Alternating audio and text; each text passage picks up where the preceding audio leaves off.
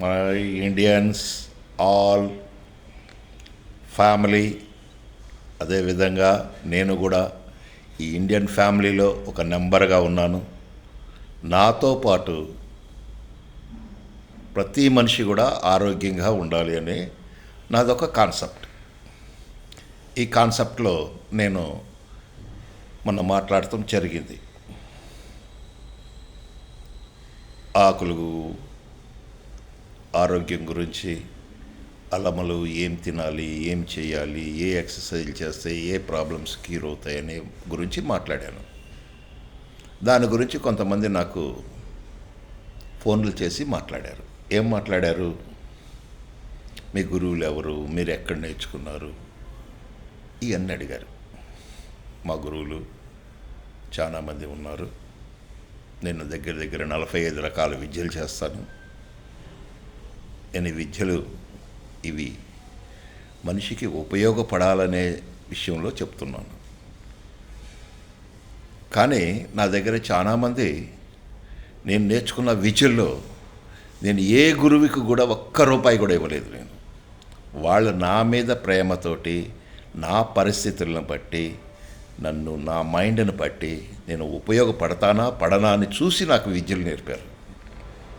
కానీ ఆ విద్యలే ఈరోజు నాకు ఆధారమైంది. ఎందుకంటే నేను చిన్నప్పటి నుంచే నేను కోటీశ్వరుని కాదు. నేను రోడ్ల మీద తిరిగేవాడిని, అల్లరి చిల్లరగా తిరిగేవాడిని. అటువంటి వాడిని ఈరోజు ఈ విద్యలు నేర్చుకున్న తర్వాత ఈరోజు ఎంతో జ్ఞానము, తర్వాత విద్య, అలాగే అన్ని రకాలుగా కూడా నాకు ఫిట్నెస్ వచ్చింది. దాంతోపాటు నాకులాగా అందరూ ఉండాలని చెప్పేసి నేను ఒక మార్షల్ ఆర్ట్స్ అనే దాని మీద నేను చెప్పడం జరిగింది.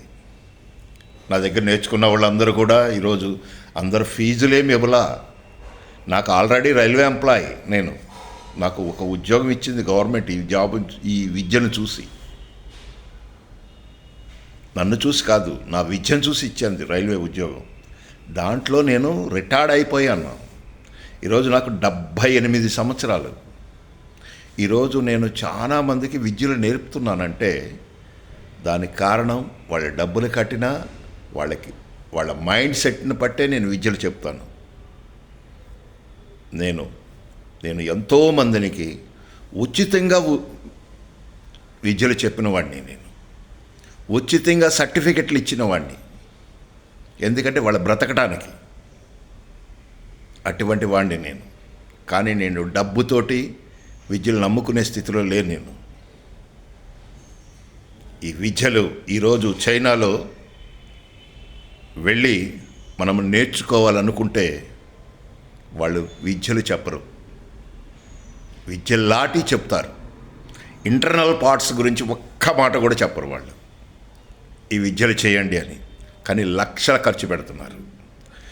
చైనాలో విద్యలు నేర్చుకోవాలి, చైనా వాళ్ళతో ఉండాలి అనుకుంటే వాళ్ళను మనల్ని 10-15 సంవత్సరాలు టెస్ట్ చేస్తారు. నచ్చితే చెప్తారు, నచ్చకపోతే డాన్సులు చేసి పంపించేస్తారు. ఏంటి, మీరు అబ్జర్వ్ చేయండి. ప్రేమతో వచ్చిన విద్య వేరు, డబ్బుతో కొనుక్కునే విద్య వేరు. మీరు ఒకసారి ఆలోచిస్తే మీకు అర్థమవుతుంది. నేనైతే ఒక్క రూపాయి ఖర్చు పెట్టలే విద్యలకి. నేను వైద్యాలకు కూడా నేను ఖర్చు పెట్టలేదు. నాకు పెద్ద పెద్ద గురువులు, పెద్ద పెద్ద స్వామీజీలు నాకు ఎదురయ్యారు. వాళ్ళందరూ చెప్పిన మూలికా వైద్యాలతోటి నేను ఈరోజు చెప్పడం జరుగుతుంది. ఇది గమనించాలి మీరందరూ.